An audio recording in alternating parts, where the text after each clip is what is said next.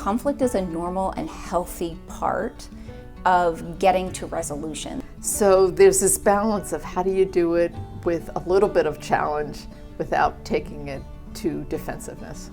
What it does is it helps to create better solutions because you aggravate all the kind of potential solutions and alternatives to what you're currently doing. If you can minimize conflict, often you can move things forward more rapidly.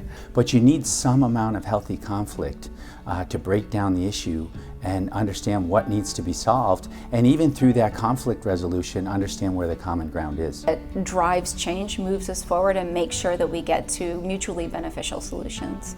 I do believe that when people accept that they have to be able to find common ground to move forward, that you can avoid that conflict. But probably the threat of conflict is in fact essential in changing most systems.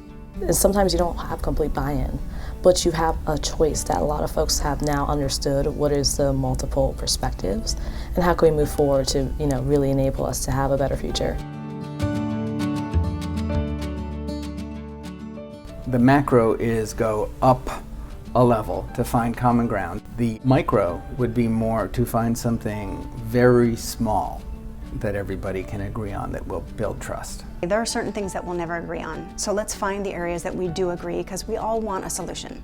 And if we can at least come to common grounds, this is what we want, let's look at the different ways to solve the problem. Maybe you find out the third way in the middle is the best. I think it starts at an individual level, and to try to put yourself in someone else's shoes, to think about their perspective. It's not only about understanding the story, it's around building a common story in which people can find themselves in.